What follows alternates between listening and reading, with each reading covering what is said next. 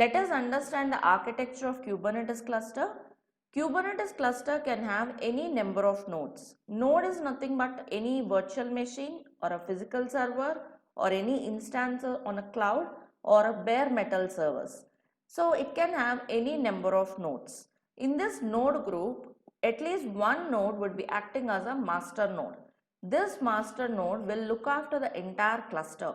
In production environments, we can have multiple masters for providing high availability and fault tolerance. All other nodes are called as worker nodes or else minions, which will run the actual work or actual containers. We dedicate manager node or master node to manage the entire cluster.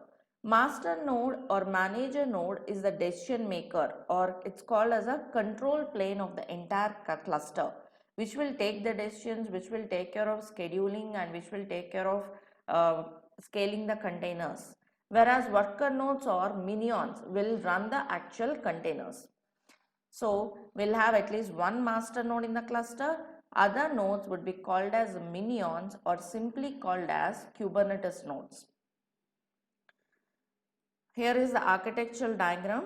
This is a master node which is called the control plane of the cluster, which is a decision maker. Here we are having 3 nodes in the cluster. There could be any number of nodes in the cluster.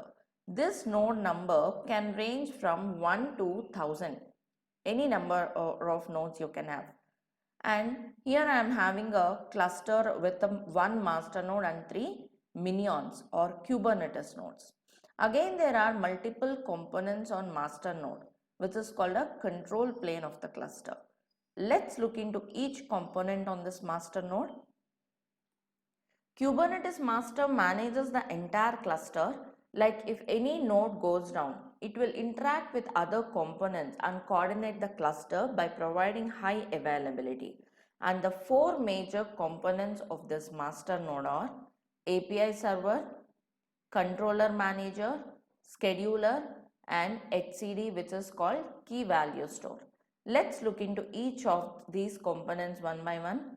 First comes the API server. API server is the most important component or else the front end of the cluster. Whenever we describe or we define our cluster in a manifest file and run the manifest file, that manifest file is fed to this API server. Meaning here in Kubernetes we define our cluster in a YAML file, which is called a manifest file. So Kubernetes users define their cluster in the manifest file, and that manifest file is fed to the API server.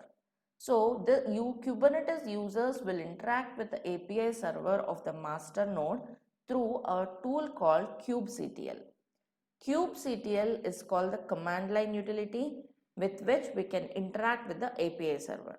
So we feed this manifest file through kubectl to the API server. API server is the first most important component or a front end of this master node, which will evaluate the manifest file, and as per the manifest file, it will deploy the containers on the minions or Kubernetes nodes by interacting with other components called controller manager, scheduler, and HCD, which is the key value store. So let's assume we have written a manifest file. We have defined the cluster configurations in this manifest file. Now we run the manifest file. So it will be fed to the API server. Now API server will interact with other components like controller manager, scheduler, HCD, and then deploys the containers on the minions or Kubernetes nodes. So that's what API server does. Now, yes, it is interacting with other components like controller manager, scheduler, and HCD. What is this controller manager? Controller manager will have many controllers like node controller, replication controller, endpoint controller, service controller, token controller, and all. This is responsible for health check of the applications. In simple, let's take a example. Suppose in our manifest file which we have written in YAML, In that we have defined our cluster state to be, let's say it should have 100 containers. This controller manager will run some watch loops at the backend continuously. They are called unending watch loops, thereby checking the actual state of the cluster is as per that defined in the manifest file or not. Means in the manifest file I have defined we should have 100 containers. So it will check the actual state of the cluster, whether there are 100 containers or not. If it is not, it will make sure the 100 containers are there in the cluster as per that defined in the manifest file. So this is taken care by controller manager, which will take care of health of the cluster, we can say. So that's a role of controller manager. Then comes another component called scheduler. Scheduler is the one which schedules work to these worker nodes. Means as per the desired state that is defined in the manifest file written by Kubernetes users, it will schedule the containers on the respective nodes, whichever node is healthy and at what time we need to start a container. All this would be taken care by this scheduler of the master node.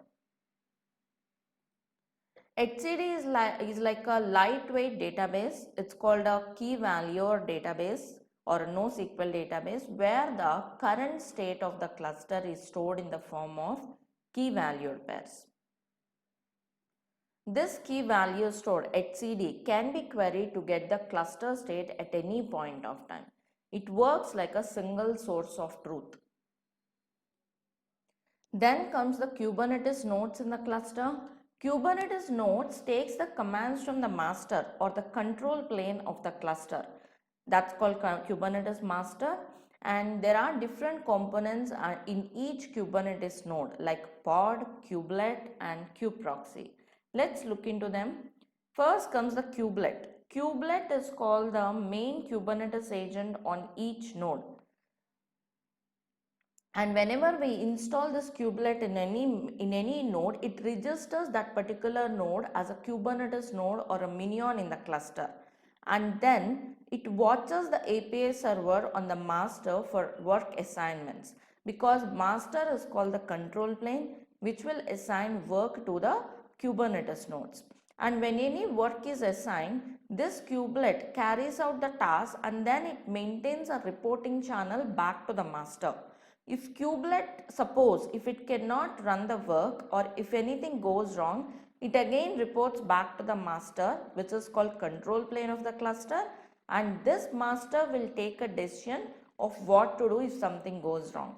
Meaning kubelet will not take any decisions, or it is not responsible if something goes wrong. It will not restart or it will not start or schedule. It will just report back to the master. Master will take a decision on what things should happen now. So that's how it works. And so Kubelet is the most important component with which API server will interact with the nodes and deploy the pods or containers accordingly. Now comes another most important component called pod. Pod is nothing but a layer above your container. In a Kubernetes cluster, we never see container like a simple container. Container will be always wrapped around with a layer called pod. Pod is a layer around your container. Or else you can consider pod is like a home for your container, or else an environment where a container lives. So general use case is one container per pod. We can also have multiple containers in each pod, but which is very rare use case. Generally we have one container per pod. Multiple containers may be like supporting containers for the main container. And so pod is a layer above your container in which your container lives. And pod is like a basic unit of deployment in Kubernetes cluster. Like in VMs, VM is the basic unit. In Docker or in containerization world, container is a basic unit. In Kubernetes, pod is the basic unit of deployment.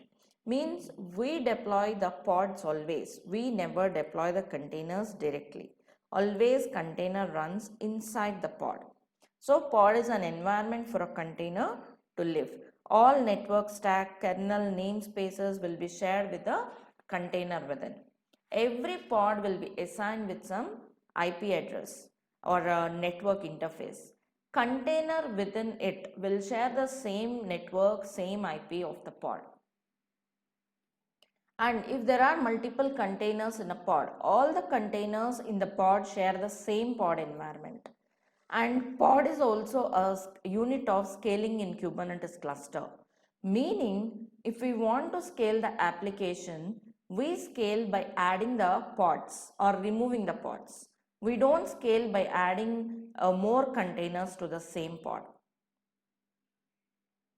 And we cannot have single pods spread across multiple nodes. If any pod dies, replication controller will start another one in its place with the same configurations or which looks exactly like the one which was dead. So that's what a pod is. We deploy pods in our Kubernetes cluster, and then comes another component called kubeproxy. Kubeproxy works like a network brains of the cluster, which will take care of all the communication networking between the containers and the pods. And also on every node will be having container runtime like Docker containers, Docker containerization software or Rocket and so on. The more famous or widely used containerization or container runtime is Docker. So these are the components that resides on every node: Cubelet, kubeproxy and the pods and the container runtime. Cubelet is the most important component with which API server will interact and deploy the pods. Kubeproxy will take care of networking of the cluster, and pods are the entities in which we have our containers. So in Kubernetes cluster, we'll deploy the pods in which we define our containers.